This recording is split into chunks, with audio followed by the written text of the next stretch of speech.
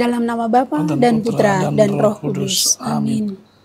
Bapa yang Maha Baik, kami bersyukur kepadamu karena pada kesempatan ini kami kembali dapat berkumpul di layar kaca ini untuk memperdalam apa yang menjadi iman kami. Kiranya utuslah Roh Kudus-Mu kepada kami ya Tuhan, agar melalui bantuan Roh Kudus-Mu itu kami dapat kembali menggali dan belajar apa yang Kau percayakan kepada kami, khususnya dalam merawat bumi sebagai satu tempat tinggal yang Kau berikan kepada kami. Buatlah kami semakin menyayangi bumi ini dan juga menjadi pribadi-pribadi yang mampu memperbaiki dan merawat apa yang telah Kau berikan kepada kami. Semuanya ini kami sampaikan kepadamu sebab Engkaulah Tuhan kami yang hidup bersama dengan Bapa dalam persekutuan Roh Kudus, kini dan sepanjang segala masa. Amin. Dalam nama Bapa dan Putra dan Roh Kudus. Amin. Amin. Udara adalah bagian ekosistem yang lebih besar. Jika kita merusak satu bagian lingkungan kita, seperti dengan merusak kualitas udara, kita merusak keseimbangan yang mendukung kehidupan di bumi. Laudato Si, artikel 91. Pemirsa terkasih dalam Kristus, selamat siang dan selamat berjumpa lagi bersama saya Teresia Ari Sukarni SAG. Kali ini mengambil tema tentang pertobatan ekologis, peziaran pengharapan di tahun Yobel 2025. Dan di tengah-tengah kita telah hadir narasumber pada sore hari ini. Dan di masa Prapaskah, tema ini akan dibahas bersama. Narasumber kita hari ini adalah Frater Hendra Paulinus Simbolon PR. Beliau adalah frater yang sedang melaksanakan masa orientasi pastoral di Gereja Katolik Santa Maria Ratu Rosari Selincah, Provinsi Jambi. Selamat siang, Frater. Selamat siang atau selamat sore ini? Iya, siang menuju sore karena dingin. Iya, baik, Frater. Sebagai tokoh agama Katolik ya. Ada beberapa pertanyaan yang ingin kita sampaikan. Yang pertama, tema hari ini sungguh luar biasa. Pertobatan ekologis, peziaran pengharapan di tahun Yubel 2025. Sebagai pertanyaan, sebenarnya apa yang melatar belakangi sehingga di masa Prapaskah ini tema tersebut kok dimunculkan? Silakan monggo. Baik, seperti yang Ibu buka tadi, mengambil salah satu daripada dokumen Laudato Si. Nah, sebenarnya tema ini merupakan tema kelanjutan daripada APP yang tahun lalu. Tetapi tetap berpegangan pada Laudato Si, yaitu dokumen untuk merawat bumi. Nah, lantas pada tema tahun ini kita diajak untuk semakin melihat fenomena-fenomena yang terjadi. Nah, kita sering melihat banyak terjadi kejadian-kejadian yang mungkin di luar dugaan kita. Nah, contoh saja kemarin Bekasi banjir sampai ke mal-malnya. Betul sekali. Baru longsor, baru dan lain-lain. Itu menandakan bahwa bumi yang kita tempati ini sudah tidak lagi terawat, tidak lagi terjaga. Sehingga Bapak Paus melalui dokumen Laudato Si mengajak kita untuk mengadakan pertobatan ekologis. Terlebih di tahun Yobel, tahun pengharapan ini, kita diajak untuk bersama-sama saling membantu, saling mengingatkan untuk merawat bumi sebagai tempat tinggal kita. Mungkin itu latar belakangnya. Baik, kemudian apa yang dimaksud dengan pertobatan ekologis, peziaran pengharapan di tahun Yobel ya, di tahun Yobel 2025, dan sebenarnya di mana letak keistimewaan dari tema tersebut? Baik, kita mulai dari ekologis dulu. Banyak orang berkata ekologis itu hanya sekedar alam dan alam. Bukan. Ekologis merupakan alam beserta segala isinya. Berarti termasuk juga kita sebagai manusia ciptaan Tuhan. Nah, sehingga keistimewaan itu pertama-tama kita harus menyadari bahwa semua ciptaan Tuhan itu baik dan indah adanya. Nah, sehingga yang menjadi istimewa ketika kita mulai menyadari bahwa kita ciptaan yang baik dan indah, berarti kita tidak ada keinginan untuk merusak. Kita tidak ada keinginan untuk merubah atau berbuat yang aneh-aneh. Malah kita harus berusaha menjaga dan membuat ciptaan itu biar indah sama seperti kita sendiri. Karena kita kan tidak mungkin kita ingin merusak diri kita sendiri. Sehingga bagaimana kita sebagai pertobatan ekologis, kita diajak untuk mari bersama-sama kita bergandengan tangan satu dengan yang lain, kita harus menjaga bumi, menjaga segala ciptaan yang ada, yang diapakan sama kita, yang dititipkan sama kita. Itu yang pertama. Baru yang kedua, terdapat juga apa yang namanya, semacam pembiaran. Pembiaran istimewanya karena itu kan terjadi di daerah sana, bukan di daerah saya. Itu kan terjadi di daerah sana, bukan di daerah saya. Sehingga melalui tema ini kita dibilang, walaupun itu bukan di daerahmu, mari. Iya, mari kita diberi kesadaran, mari, ayo. Kita setidaknya akan ada kepekaan. Kalau misalnya kita tidak bisa membantu mereka yang apa, setidaknya kita menjaga supaya hal itu tidak terjadi di tempat kita. Mungkin itu keunikan daripada tema ini. Kita diajak untuk peka terhadap yang sudah terjadi, berusaha memperbaiki yang rusak, tetapi juga menjaga yang masih bagus dan masih indah. Itu mungkin. Baik. Nah, ini Gereja Katolik tanggal 5 Maret 2025 kan awal mula masa Prapaskah. Benar. Atau diawali dengan Rabu Abu, awal dari masa puasa untuk Gereja Katolik. Nah, di masa Prapaskah ini masih berkaitan dengan, apalagi tema kita adalah pertobatan ekologis peziaran pengharapan di tahun Yubel di 2025. Sebagai warga negara Indonesia yang baik, khususnya sebagai warga masyarakat, kita kan juga harus mampu menciptakan hidup damai bersama alam sekitar. Nah, serta hidup juga bersama dengan ciptaan Tuhan. Di masa Prapaskah ini kita sebagai umat Katolik, kalau tadi Frater sudah menyampaikan, kita harus menjaga juga alam ini. Bagaimana caranya? Sebagai umat Katolik terhadap kepedulian kita di tema pertobatan ekologis ini. Baik, sebelum ke sana kita harus bersyukur dulu. Baik. Karena tahun ini termasuk tahun yang unik. Kenapa saya katakan tahun yang unik? Kita hampir bersamaan puasanya dengan saudara kita. Iya betul, kan? Yang Muslim. Dengan yang Muslim. Mungkin hanya selisih 2 atau 3 hari. Mereka duluan. Bahkan nanti ketika di ujungnya itu terdapat 3 hari raya yang bersamaan. Hari raya Idul Fitri, hari raya Nyepi, dan hari raya Paskah. Di bulan yang sama. Di bulan yang sama. Hanya berbeda mungkin ya berapa hari. Itu menandakan bahwa Tuhan pun menginginkan kita untuk bersama-sama bergandengan tangan. Kan bersama-sama saling membantu, saling menjunjung. Ayo kita rawat negeri kita. Ayo kita rawat alam kita. Sehingga kita sebagai masyarakat Katolik, kita diajak juga untuk menjadi bagian dari solusi, bukan bagian dari problem. Solusi dari kejadian-kejadian yang terjadi di negara kita ini. Nggak usah kita melangkah terlalu jauh-jauh bagaimana cara merawat menanam hutan atau sebagaimana kan gitu. Kita mulai dari keluarga kita sendiri. Pemerintah sudah menyatakan program Mari Pilah Sampah. Kan berarti kita di keluarga juga sudah berani memilah mana sampah plastik, mana sampah kertas, mana sampah yang daur ulang, sampah basah kan gitu. Nah, itu yang pertama. Baru yang kedua, mari kita juga berusaha untuk mengurangi pemakaian plastik di rumah. Kan? Saya sangat senang sekarang bahwa banyak toko-toko retail sekarang tidak menyediakan plastik. Nah, berarti kita juga bersyukur. Dan kita jangan maksa, ayo mana plastiknya, bukan. Tapi kita bersyukur membawa kertas, tas kita sendiri. Dan yang kedua adalah kita berani juga mengurangi. Dengan juga Prapaskah kan, kita mengurangi pemakaian-pemakaian yang kira-kiranya tidak perlu. Kan? Apalagi yang demi merusak bumi. Dalam artian, kalau misalnya kita bisa menahan diri untuk merokok, ya kita tahan. Itu kan juga bagian untuk menjaga udara kita supaya cegah bersih. Seperti yang Ibu buka pada kesempatan tadi. Luar biasa, baik. Semakin penasaran. Nanti mohon juga penjelasan tentang puasanya Gereja Katolik itu seperti apa. Dan Frater dan juga pemirsa terkasih dalam Kristus, mari kita saksikan pariwara berikut ini.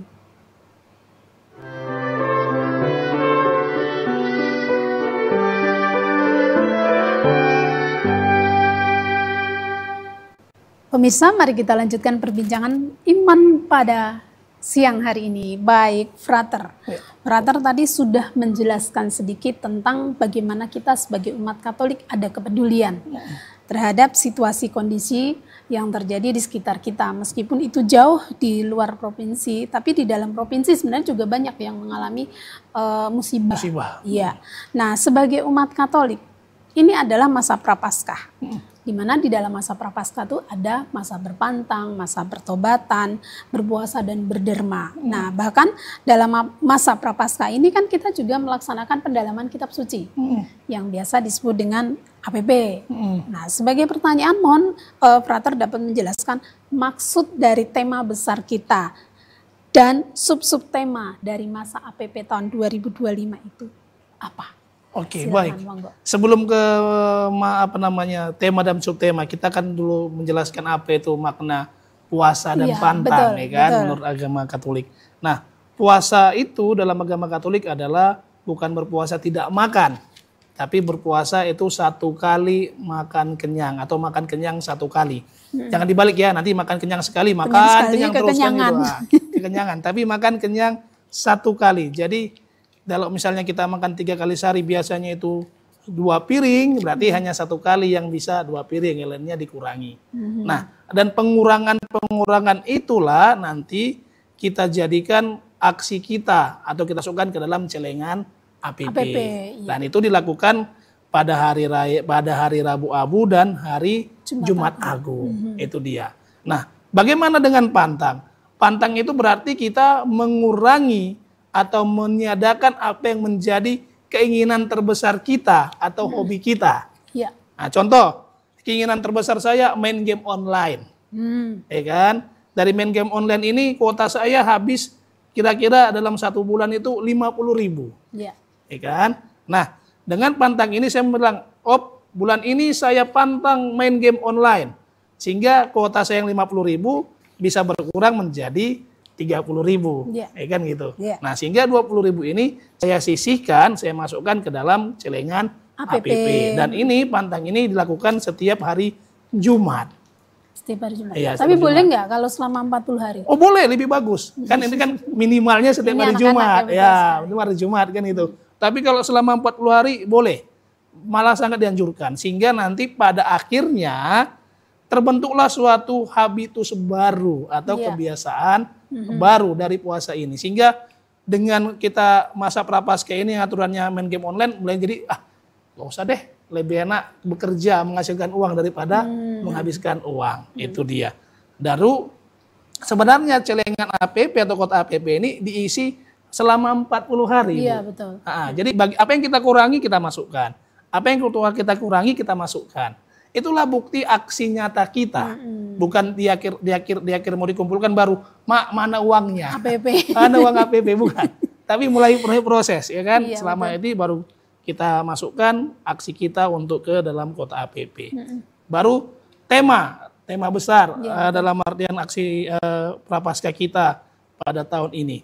Temanya kan adalah perbuatan ekologis menuju tahun pengharapan di tahun Yobel.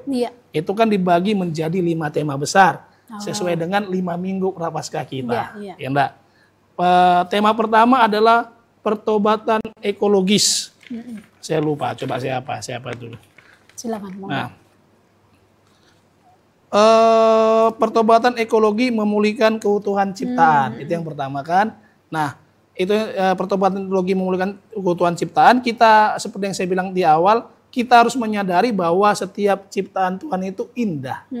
Nah, sehingga kita bagaimana mengubah pola pikir, mengubah mindset kita bahwa sejelek-jeleknya orang, sejeleknya manusia itu merupakan ciptaan manusia yang indah.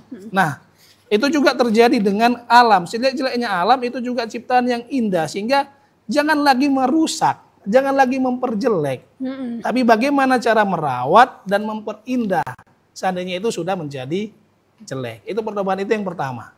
Baru yang kedua adalah pertobatan ekologis awal adaptasi perubahan iklim. Nah, ketika iklim berarti berkaitan dengan cuaca. Iya. Kan kita lihat awalnya masa banjir atau bukan masa banjir, hujan itu bulan September sampai Desember, sekarang sudah sampai Maret bahkan kita sudah mulai banjir. Nah, berarti pertobatan ini kita diajak untuk mari beradaptasi lagi. Dengan iklim baru. Dengan iklim baru, dengan cuaca baru. Iya. Kan? Terus dengan ketika kita beradaptasi, jangan lagi memperparah. Kan? Memperparah iklim dengan apa? Karena sudah banjir, tebang lagi hutan. Tidak, tapi bagaimana iklim yang baru ini kita adaptasi, baru kita bikin suatu gerakan supaya mudah-mudahan iklim ini kembali kan seperti semula dengan ya mengurangi polusi udara, tidak lagi menebang pohon demi kepentingan pribadi dan lain-lain. Baru yang ketiga itu merawat tanah, merawat kehidupan. Nah, ini jelas. Kan tanah adalah tempat kita untuk menghasilkan makanan. Iya, betul. Ya enggak. Nah, ketika kita pada pertobatan ekologi kita diajak untuk jangan kita membombardir memakai pemakaian kimia. Kan sehingga nanti apa yang kita makan bukan lagi dari hasil tanah yang subur tapi hasil kimiawi. Sehingga nanti bisa merusak tanah dan juga merusak kesehatan kita sebenarnya. Betul. Sehingga kita diajak untuk mari mencintai produk-produk organik dan pertanian organik. Betul. Kan? Baru yang keempat adalah merawat air, merawat kehidupan. Nah, jujur saja di Jambi ini sulit mencari air bersih apalagi di stasi-stasi kan itu. Terutama stasi banyak yang kuning, banyak yang apa. Tapi kita harus sadari bahwa kita juga sering menyia-nyiakan air bersih. Contoh, kalau misalnya kita minum aqua gelas, ya kan terkadang kita minum setengah, buang, tidak dihabiskan. Tidak dihabiskan. Nah, itu kebiasaan buruk kita. Nah, melalui pertobatan ekologis ini bagaimana kita diajarkan untuk menghargai air bersih itu. Betul. Menghargai air bersih. Baru kalau misalnya ada yang air seandainya yang kuning atau apa, kita usahakan untuk kita pakailah saringan supaya bisa itu menjadi putih dan bisa kita pakai konsumsi sehingga airnya tidak terbuang-buang. Dan terakhir adalah merawat udara, merawat kehidupan. Nah, ini yang terakhir dan juga menjadi bagian yang paling penting. Karena banyak yang bilang udara itu gratis, berarti bisa dieksploitasi sebebas-bebasnya. Bukan. Berarti bagaimana kita merawat udara menjadi udara bersih supaya kita pun menghirupnya menjadi lega. Jadi tidak perlu beli oksigen. Tidak perlu beli oksigen. Di rumah sakit. Di rumah sakit. Betul sekali. Iya. Nah, baik. Kemudian apa yang menjadi landasan kitab suci dari tema kita, yaitu pertobatan ekologi, peziaran pengharapan di tahun Yubel 2025. Dan sebenarnya apa maksud dari landasan kitab suci tersebut? Silakan, monggo. Baik, landasan kitab sucinya tidak lain tidak bukan adalah Kejadian dari bab 1. Kan? Di mana Allah menciptakan bumi itu baik adanya. Kan gitu. Ketika Allah menciptakan sesuatu, dia menciptakan dengan sangat baik. Ketika dia menciptakan sesuatu, dia menciptakan dengan sangat baik. Bahkan ketika dia menciptakan manusia, dia menciptakan serupa dan secitra dengannya. Maka sangat berdosalah kita sebagai manusia yang penciptaan paling tinggi merusak apa yang sudah indah. Betul. Sehingga pendasaran yang mengatakan berkuasalah atas ikan-ikan di laut, burung-burung di udara, itu bukan berarti berkuasa bumi hanguskan semua. Bukan. Tapi berkuasalah juga atas perawatan mereka, atas keberlangsungan mereka. Sehingga nanti ke depannya anak-anak cucu kita nggak melihat, Pak, ini kuda hanya dari layar online, nggak bisa melihat yang lain. Yang sebenarnya seperti apa. Nah, itu pendasaran dari kitab suci dari Kejadian. Hingga nanti terakhir ditutup oleh Kisah Para Rasul. Yaitu di mana dibilang udara itu adalah nafas Allah. Sehingga ketika kita meniup udara, kita merasakan kesegaran bahwa Allah selalu menyertai kita. Karena apa? Kita sudah bersahabat dengan alam, kita sudah bersahabat dengan manusia sebagai ciptaan Tuhan yang maha indah. Oke, luar biasa. Baik Frater dan juga pemirsa terkasih dalam Kristus, mari kita saksikan pariwara berikut ini.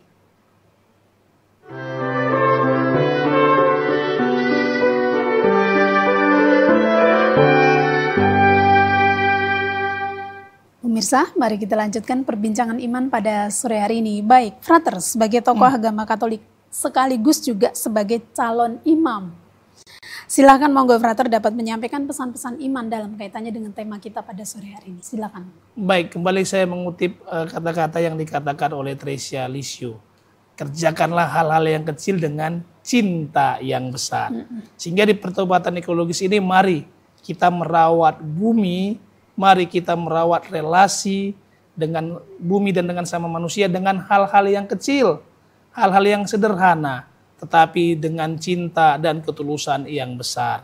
Karena kita harus sadari betapa kecilnya, betapa sederhananya hal-hal tersebut, mulai membuang sampah pada tempatnya, memperhatikan saudara, meminta maaf ketika salah, itu akan memperbaiki hubungan-hubungan kita, relasi-relasi kita, baik terhadap bumi maupun terhadap saudara kita. Sehingga kita benar menjadi satu keluarga yang berziarah bersama-sama menuju kepada Tuhan dan juga menjadi perawat-perawat bumi dengan gerakan yang bersama-sama, bukan gerakan sendiri-sendiri.